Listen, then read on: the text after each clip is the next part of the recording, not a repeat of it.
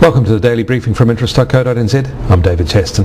Today we review term deposit rates, we look at the latest quarterly survey of business opinion, update the consumer confidence poll readings, and we'll wrap up with what the other media are reporting.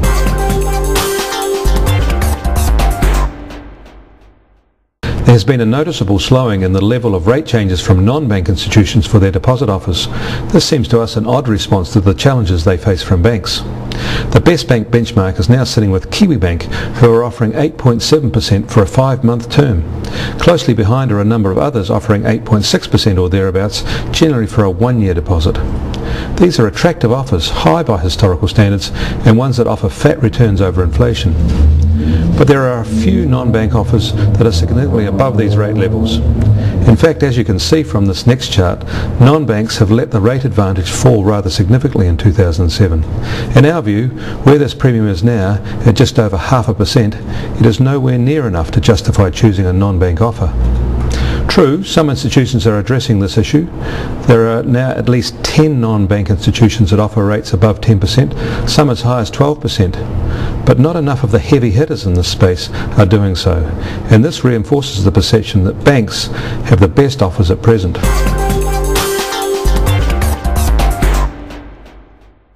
The NZIER quarterly survey of business opinion contains some markers that many economists, including those at the Reserve Bank, follow closely.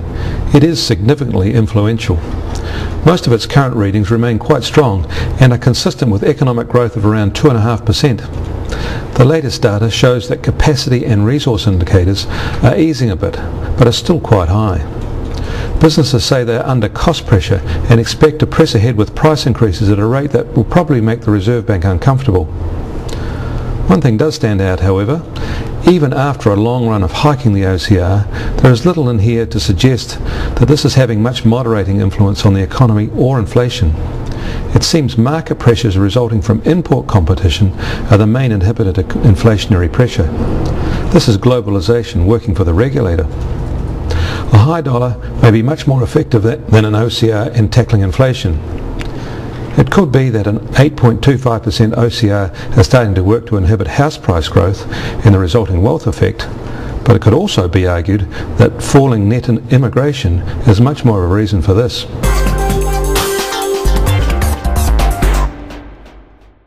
The latest Roy Morgan poll of consumer confidence reveals a decline in this index of 4 points to 116, its lowest reading for a year, and continuing a generally declining trend since the start of the year.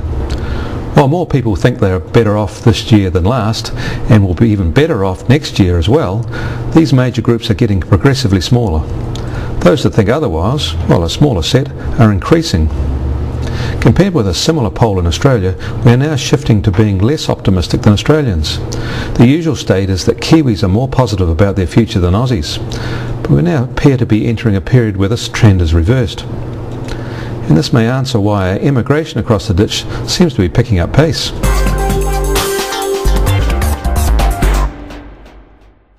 And finally today, a quick wrap-up of some other recent news. ANZ announced it had completed the review of strategic options for its wholesale mortgage distribution business, Origin, and in light of market conditions has decided to retain ownership of this brand. Geneva Finance is reported to have significantly reduced making new loans through some channels. This is probably no different to many other finance companies and is a temporary move to ensure liquidity during a difficult period for the industry. Origin Energy has announced a successful issue of $200 million worth of preference shares, and the gross dividend rate for these shares for the October period 2008 has been set at 10.23%. You can get more news and stay up with Newsmaker Views on our news page. Join us again tomorrow for the freshest finance news on the web. We'll see you then.